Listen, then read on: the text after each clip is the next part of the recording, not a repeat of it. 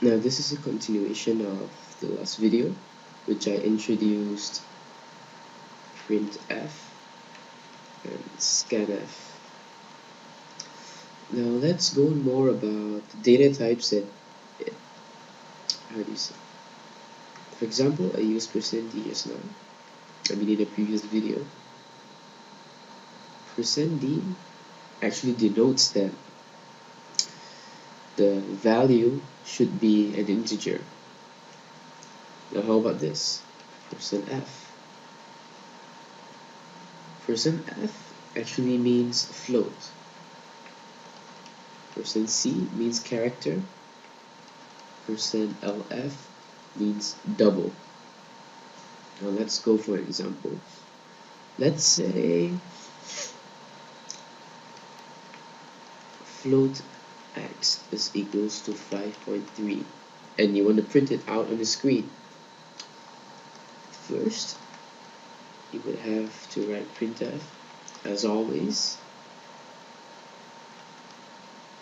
the number is, now you don't put x in here. If you put x in here, what will happen is that the output on the screen will be exactly x. It won't be 5.3. So we have to look at what is the data type. It's a float, right? So let's put float in here. Now there, we're done with this. Now comma. Now where is this float going to be taken from?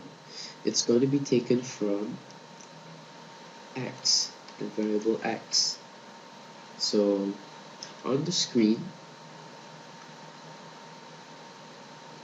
the number is 5.3. Voila. That's all there is to it. And how about %c? How do we use it? So let's say character. Let me choose a new color.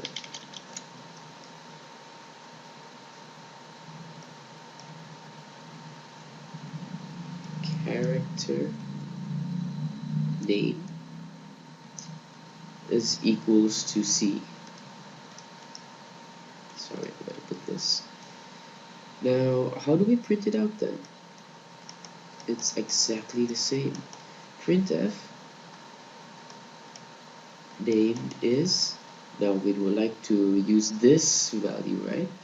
So it's a character data type, so we use %c is %c. And where do we get this %c from? We get it from name.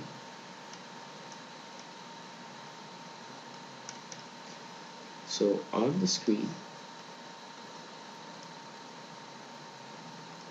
name is C.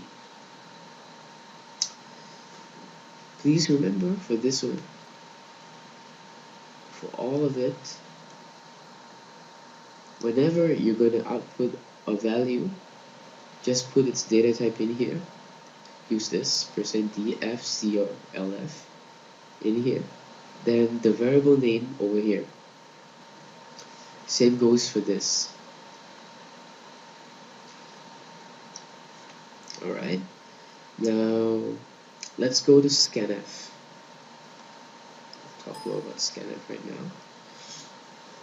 Now, scanf is not that complicated.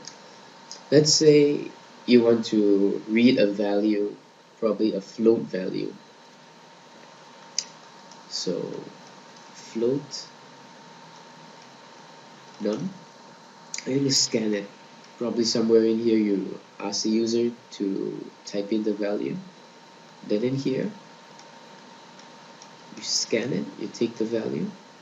So what value is it? It's a float, right? %float, comma, and where do you put it?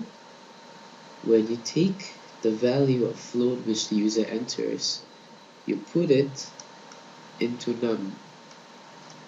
This is something that printf doesn't use. It's only for scanf. Put it into num. Understand? So Let's move on. Something more complicated. Let's say printf. I would like to printf three different numbers, three different integers. So I'll just put %d, %d, %d.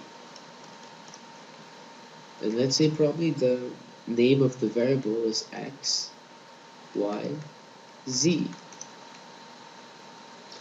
I'm printing out three numbers, and the first, let me choose a different color.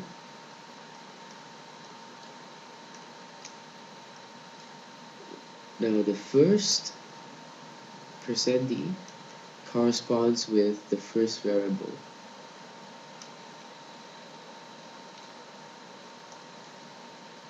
The second %d corresponds with the second variable.